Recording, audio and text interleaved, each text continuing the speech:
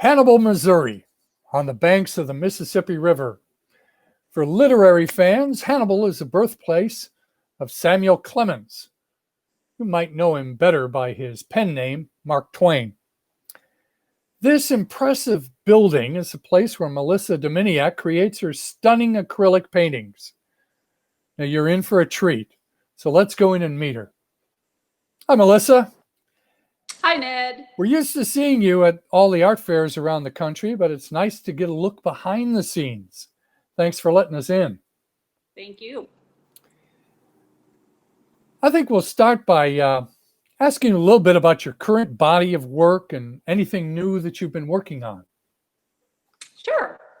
I'll start with my current body of work. They are acrylic paintings on stretched canvas.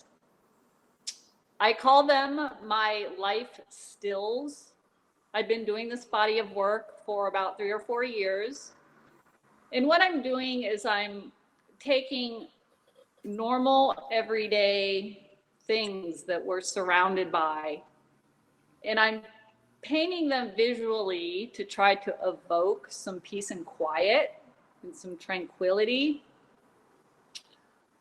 I'm trying to slow us all down by appreciating the simplicity of what we have in front of us.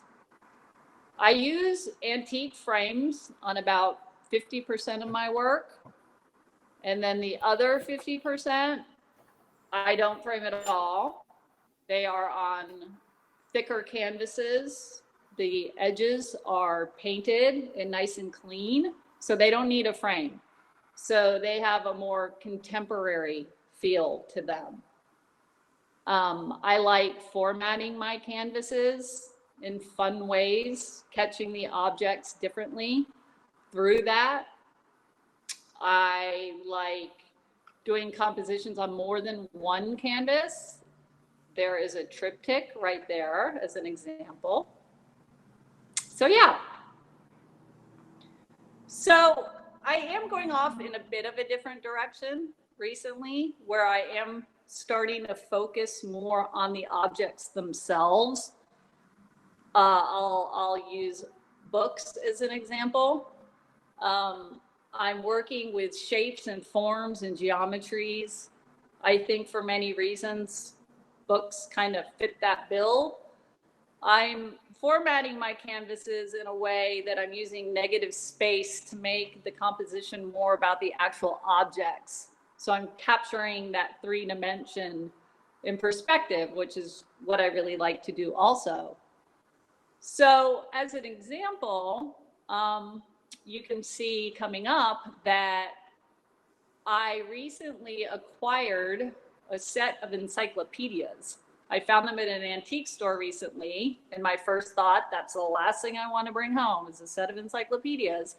But I couldn't resist them because of their size, and there's a lot of them, so I will have a lot of inspiration, the color of them, the texture. So that is the first painting I've done with them, and there will be many more to follow. It almost looks like you could reach out and pick one of them off the shelf. Yes, that's what I'm trying to achieve visually, some dimension, bring viewers in. It's amazing how styles evolve. You know, you go from I really like your paintings of the blouses, for example, and then you go to the bucket of without the water, and then you go to the books, and it's just interesting how things progress. Now, the building that you're in is in and of itself is really fascinating to me. Tell us about that. Maybe you can take us around. Thank you. Yes, this is my studio space. I call it the Great Room Design House.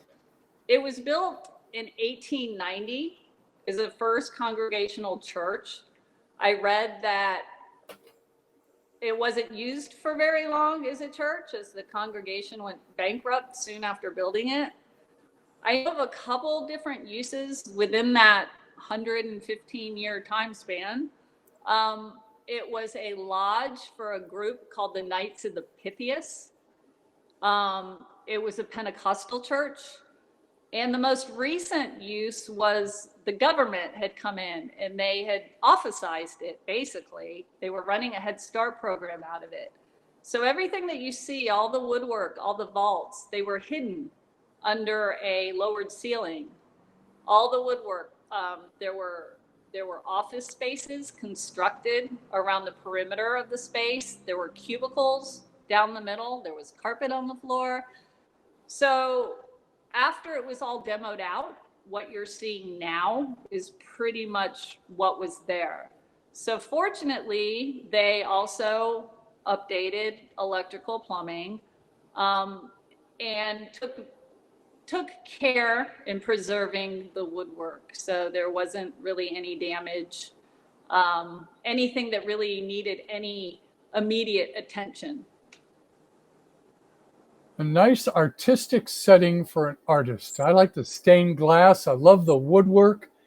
It's just a place where you can kind of collect your thoughts and let the creative process take over. Absolutely. It's sort of, the space is what is now inspiring what I'm doing within it. And I'm using my collection of things as an example. I can start with a fan collection that I've had for many years. I love the fans. Thank you.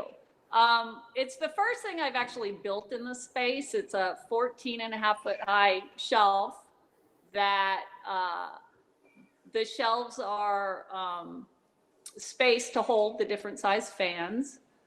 As I also have started more recently to paint taken on the monumental task of painting the walls. So when I started that, I also acquired some mannequins at the same time. So my first painting project was I painted one of the mannequins in the same color palette and wanted to make her look like she was walking out of the wall. And I absolutely love the scale of that. I love how it turned out. You know, her size compared to the window next to her. However, I do have more mannequins and I intend on finding more mannequins. So that's just an example of how that process will unfold. So this is a quick jump to some other artistic endeavors that I do. I like to think I use a different part of my brain working on this stuff. I build small pieces of furniture. I do some upholstery.